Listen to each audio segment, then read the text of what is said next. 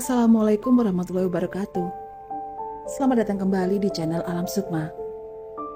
Kali ini kita akan mendengarkan kisah yang berjudul Tumbal untuk Sepasang Anjing Pesugihan yang ditulis oleh Kurniawan Campalagian. Diambil dari cermis.id. Selamat mendengarkan.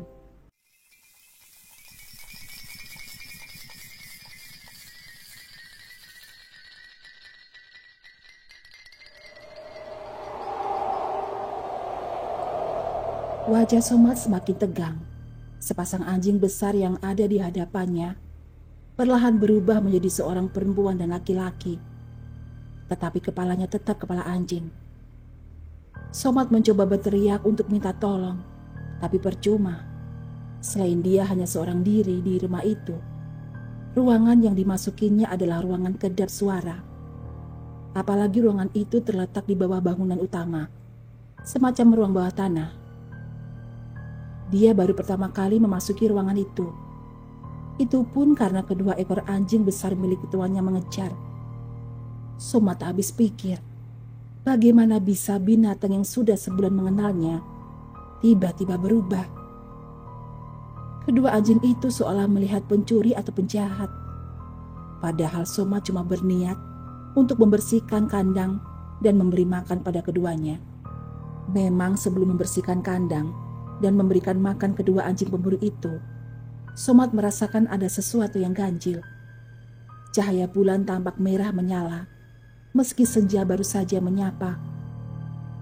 Somad juga merasakan bau anjir dari kedua anjing milik majikannya itu. Tapi dia tidak berpikir macam-macam, seperti sore-sore sebelumnya, mengurus binatang kesayangan tuannya. Awalnya kedua anjing itu tidak menunjukkan sikap bermusuhan. Keduanya keluar dari kandang dan bermain di halaman. Tapi saat akan kembali dimasukkan ke dalam kandang, keduanya serentak menggonggong. Sebetulnya Somad tidak takut dan mencoba tali anjing betina untuk dimasukkan. Namun tiba-tiba anjing itu melompat dan menggigit lengannya. Sontak Somad melepaskan genggamannya pada tali. "Dasar anjing!"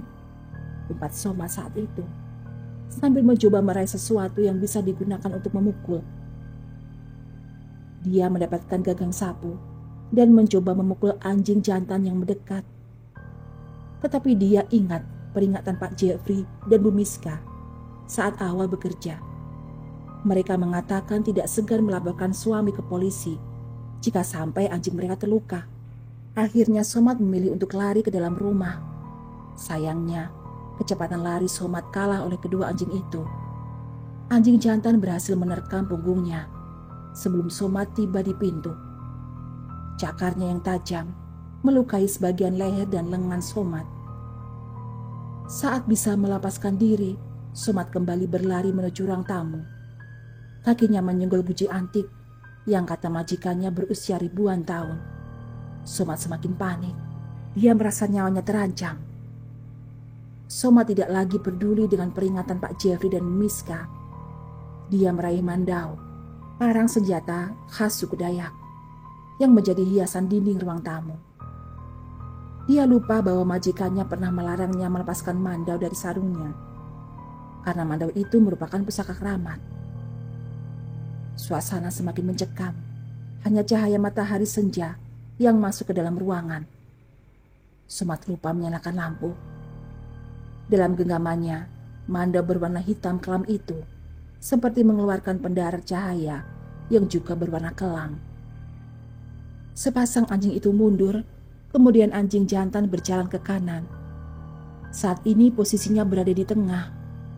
Kedua anjing itu menggonggong, lalu si anjing jantan seolah akan menerkamnya. Spontan Somad menebas ke arah kanan, tapi ternyata itu jebakan. Anjing betina dengan cepat menerkamnya saat dia lengah. Gigitan anjing betina membuatnya melepas gagang mandau dari genggamannya. Somad mencoba lari ke loteng, tapi anjing jantan sudah mencegatnya di tangga.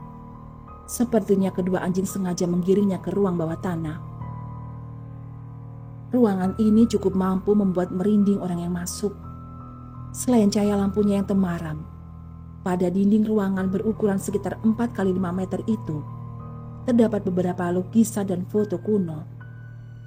Salah satunya adalah lukisan dua manusia berkepala anjing. Tubuhnya berbulu dengan punggung sedikit bungkuk dan mata berwarna kuning menyala. Keduanya memegang seorang pria yang bersimbah darah. Pada sudut ruangan, tepatnya di sebelah kiri pintu masuk, terdapat satu peti mati berisi tengkorak. Di sampingnya di atas meja yang terbuat dari marmer, beberapa toples besar berisi kepala manusia yang tenggelam dalam cairan. Sepertinya itu cairan pengawet. Kedua anjing yang sudah menjelma menjadi makhluk mengerikan itu menggiring Somad menuju sisi ruangan yang terdapat semacam tempat persembahan dengan pedubaan di pinggirnya. Somad mengambil sebilah tembok yang ada di situ. Namun tenaga kedua makhluk itu lebih kuat. Makhluk jantan memegang ujung tombak dan melemparkan Somad ke dinding. Makhluk yang satu mengangkat Somad ke meja persembahan dan mengikatnya. Selama terikat, keduanya hanya menjilati bagian tubuh Somad yang berdarah bekas cakaran mereka. Darahnya seperti tidak pernah mengental, mengalir terus-menerus. Hingga beberapa jam Somad dibiarkan seperti itu. Sampai sekitar tengah malam, keduanya melakukan ritual yang tidak pernah Somad lihat sebelumnya. Keduanya saling cakar, lalu darahnya ditampung pada suatu wadah kecil. Kemudian diminumkan paksa pada Somad. Somad merasa sangat mual, jijik dan muntah.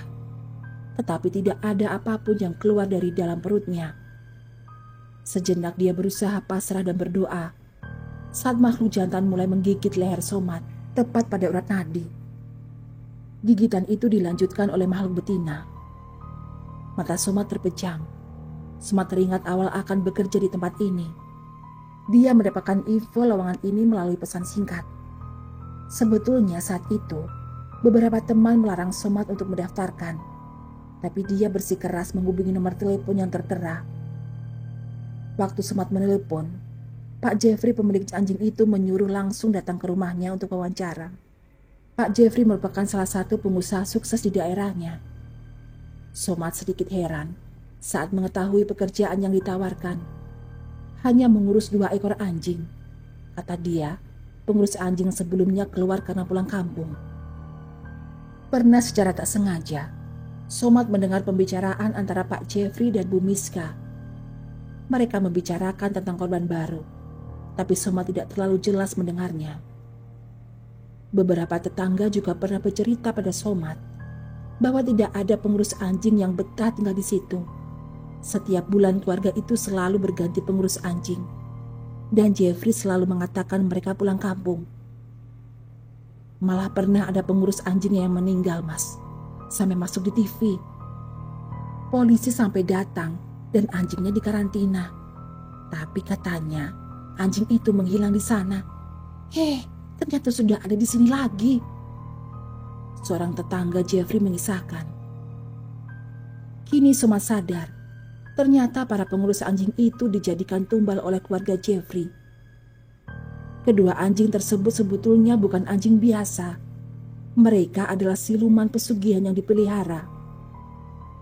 Perlahan Somad pasrah. Pandangannya semakin gelap. Lalu dia mendengar suara Jeffrey bercakap dengan Miska. Ini tempat yang ke-40. Sampai kapan kita akan lakukan ini, Mas? Tanya Miska. Kita akan lakukan terus. Toh kita semakin tenar dan kekayaan kita terus bertambah. Kalau kita berhenti, kita yang akan jadi tumbal selanjutnya. Aku sudah mengirim SMS random lagi untuk penerimaan pengurus anjing. Jawab Jeffrey. Suara noda dering ponsel milik Jeffrey terdengar. Iya, malam Mbak. Iya benar, kami buka lowongan. Gajinya tinggi loh, 6 juta per bulan. Separuhnya dibayar di depan. Tapi jangan bilang ke siapapun bahwa Mbak kerja di sini ya. Besok bisa ke sini buat wawancara kan? Jeffrey menjelaskan seperti yang disampaikan pada Somad bulan lalu. Setelah itu, Somad terdengar seperti menggorok. Lehernya digigit kuat oleh kedua makhluk itu. dan menghembuskan nafas terakhir. Selesai. Demikian tadi cerita yang berjudul Tumbal untuk Sepasang Anjing Pesugihan. Semoga cerita ini dapat menghibur. Sampai jumpa di cerita-cerita lainnya.